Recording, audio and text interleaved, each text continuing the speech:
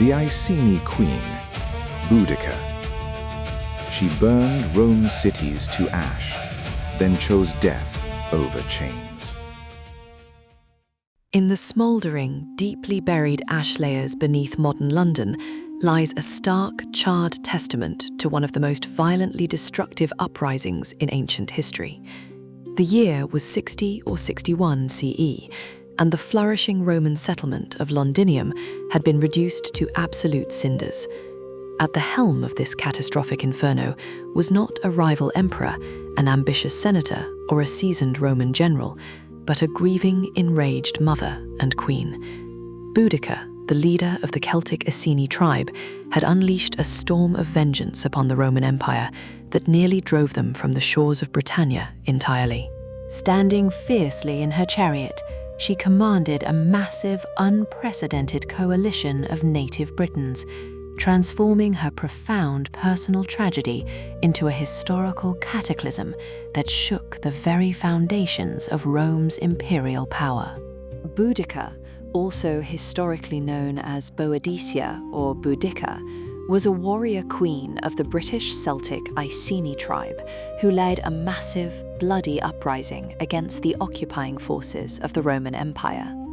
While her exact birth date is unrecorded and heavily debated by scholars, historians generally estimate she was born around 30 CE in Britannia. As a woman of noble Celtic birth, she belonged to an elite social stratum that valued martial prowess, deep tribal alliances, and fierce independence.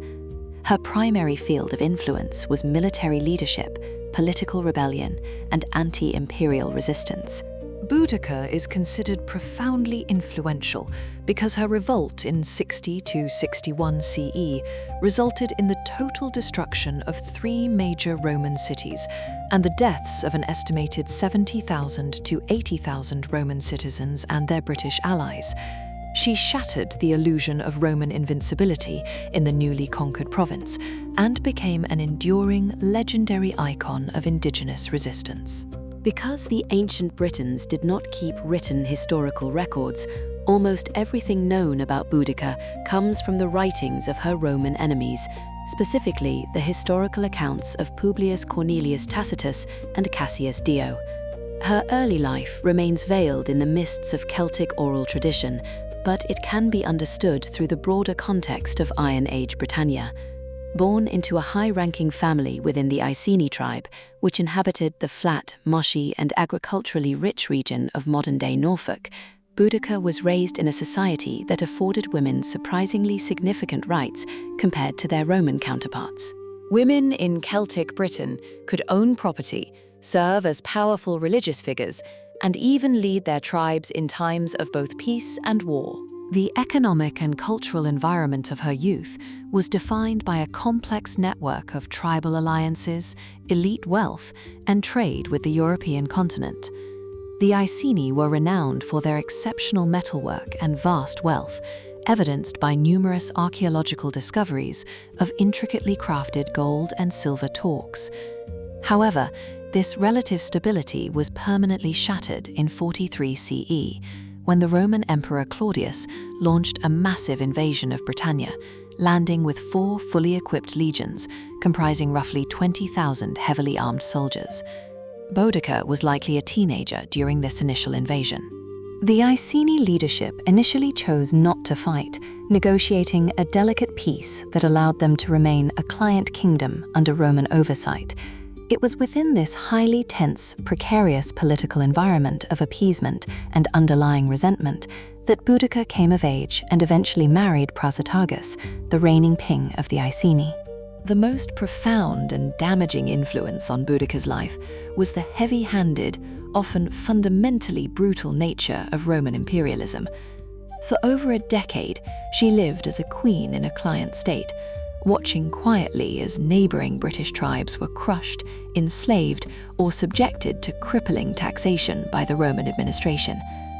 The Romans routinely levied exorbitant financial debts upon the British elites.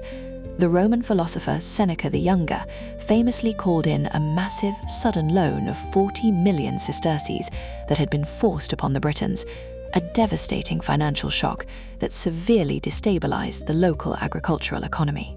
However, the defining catalyst of her life, the spark that ignited the rebellion, occurred upon the death of her husband, King Prasutagus, around the year 60 CE. In his final will, Prasutagus had left his kingdom jointly to his two young daughters and to the Roman Emperor Nero, desperately hoping this diplomatic gesture would secure his family's physical safety and continued political rule. Instead, the Roman governor Gaius Suetonius Paulinus and the provincial procurator Catus Decianus ignored the legal will entirely. The Romans aggressively annexed the Iceni lands, violently confiscated the ancestral property of tribal nobles, and began treating the formerly allied kingdom as newly conquered territory. Boudica's sudden transition from a regional diplomatic queen to a legendary military commander was shaped by profound personal trauma and political betrayal. When she protested the Roman annexation of Iceni territory and the seizure of her family's wealth, the Roman response was intended to humiliate her and weaken the authority of the Iceni leadership. According to the Roman historian Tacitus, Boudica was publicly punished, and her daughters were subjected to severe abuse by Roman soldiers. This horrific violation, intended by the Romans to subjugate and terrify the native population, instead ignited an uncontrollable firestorm. Rather than cowering in defeat, Boudica channeled her profound grief and righteous rage into widespread political mobilization. She traveled secretly among the deeply angered Iceni and reached out to the neighboring Trinovantes tribe, whose people were actively suffering under the extreme cruelty of Roman military veterans settled in the colony of Camulodunum, modern-day Colchester.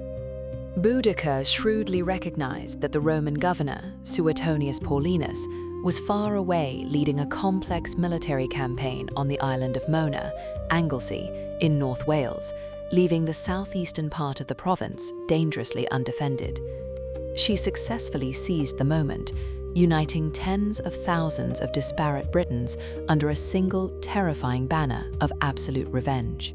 Boudica's definitive breakthrough moment, the catastrophic event that sealed her place in military history, was the sudden devastating attack on the colony of Camulodunum in 60 or 61 CE. The city was the former capital of the Trinovantes and now served as the proud, shining center of Roman administration in Britannia.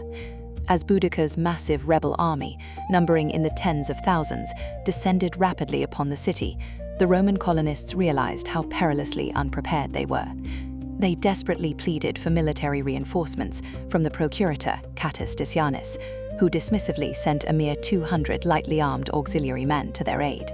The overwhelming British forces breached the city, relentlessly slaughtering the inhabitants and systematically burning the settlement to the ground. The dramatic final stand of the Roman veterans took place inside the massive stone temple of Claudius, which managed to hold out for only 2 frantic days before finally falling to the rebel siege. The total destruction of Camulodunum was a psychological earthquake for the Roman Empire. It was the very first time the native Britons had successfully coordinated to annihilate a major Roman stronghold. When the Roman Legio IXth Hispana, led by Commander Quintus Petilius Cerealis, attempted a rescue mission to relieve the burning city, Boudica's forces ambushed them in the dense terrain, slaughtering the Roman infantry and forcing the disgraced commander to flee for his life with only his cavalry. Following the shocking triumph at Camulodunum, Boudica's relentless campaign of destruction rapidly accelerated across the province. The sacking of Londinium, 60-61 CE. The victorious rebel army marched directly toward Londinium, London, a thriving, wealthy commercial hub established by the Romans. Governor Suetonius Paulinus hurried back from his Welsh campaign, but upon assessing the sheer, overwhelming size of Boudica's horde, he made the cold, strategic military decision to abandon the city to its fate, sacrificing its citizens to save the wider Roman province. Boudica's forces systematically burned Londinium to the ground, leaving a distinct permanent layer of oxidized red ash, known to modern archaeologists as the Boudican destruction horizon, that still rests silently beneath the modern city streets today. The destruction of Verulamium, 6061 CE. The native army then moved aggressively to Verulamium, modern St. Albans, a municipality populated largely by Britons who had closely allied themselves with Rome. Here too the rebels showed absolutely no mercy, slaughtering the inhabitants and burning the entire town. The staggering casualty toll. Across these three major urban centres, historians Tacitus and Dio estimate that between 70,000 and 80,000 people were violently killed. The rebels took no prisoners of war, instead engaging in mass hangings, crucifixions, and burnings.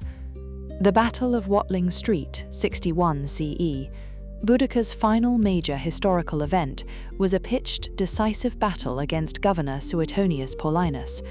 Despite heavily outnumbering the Roman forces, the narrow geographic location and the unbreakable tactical discipline of the Roman legions led to a catastrophic, bloody defeat for the Britons, effectively ending the Great Rebellion. Boudica is most globally famous for nearly driving the most powerful, organized military empire of the ancient world completely out of Britain. Her enduring fame rests heavily on the terrifying, vivid portrait painted by the Roman historian Cassius Dio, who described her as incredibly tall, terrifying in appearance, possessing a harsh voice, and having a great mass of bright red hair falling to her hips, while wielding a large, deadly spear. While this highly stylized description may be exaggerated by a Roman writer looking to emphasize the barbaric and wild nature of Rome's enemies, it successfully cemented her lasting image in the historical imagination. Centuries later, society and culture magnified her fame because she perfectly represented the ultimate historical underdog. Boudica's name originates from the ancient Celtic word Bouda, which directly translates to victory. During the 19th century reign of Queen Victoria, whose own Latin-derived name shares that exact same meaning, Boudica was deliberately elevated from a niche historical footnote to a towering, mythic national hero. She became the ultimate symbol of British courage, fierce independence, and anti-imperial defiance, an image ironically adopted and celebrated by the British Empire itself. Analyzing Boudica's true personality requires carefully reading between the biased lines of her Roman enemies' accounts. Her primary burning motivation was undeniably vengeance and the absolute restoration of justice for her violated family and her oppressed people. The Romans had deeply violated the sacred bonds of her family and her sovereign diplomatic rights, aggressively transforming her from an elite cooperative client queen into an uncompromising, relentless warlord.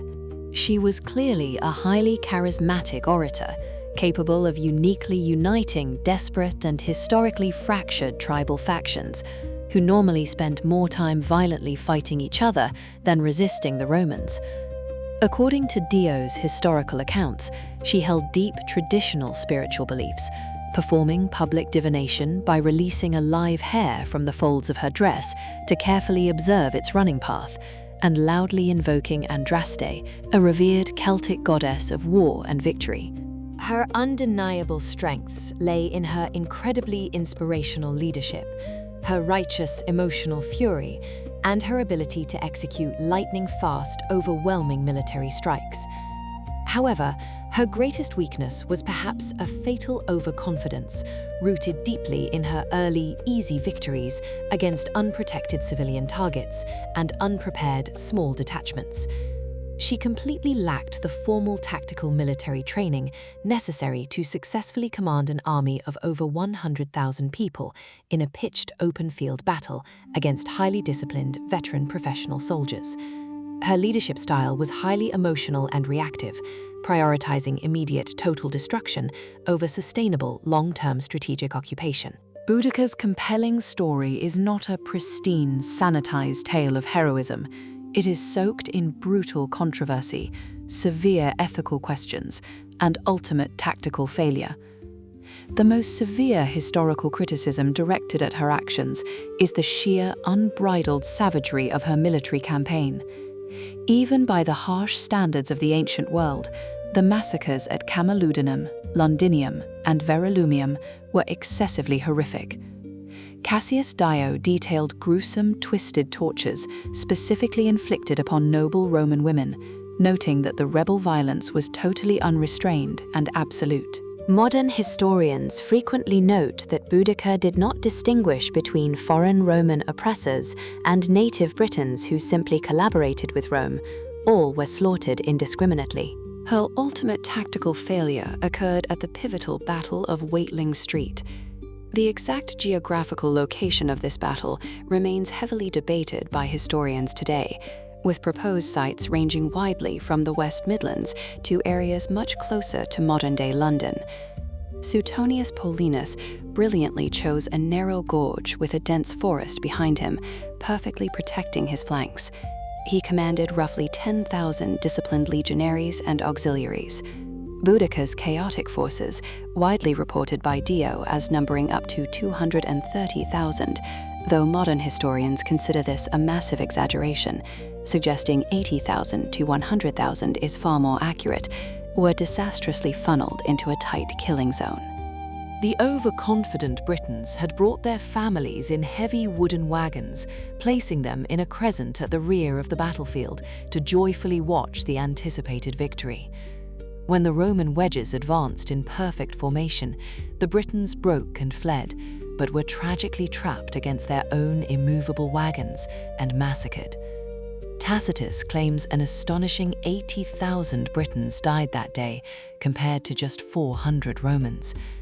Following the utter defeat, Boudica reportedly poisoned herself to avoid the humiliation of capture and public execution in Rome, though Dio's separate account claims she simply fell ill and died. The immediate, short-term impact of Boudica's massive rebellion was profound and nearly world-altering. She came astonishingly close to completely forcing Emperor Nero to withdraw all Roman military forces from Britannia entirely. The total destruction of 3 major urban economic centers completely halted the cultural Romanization of the province for over a decade. However, the rebellion's ultimate failure resulted in a horrific, devastating backlash for the native Britons.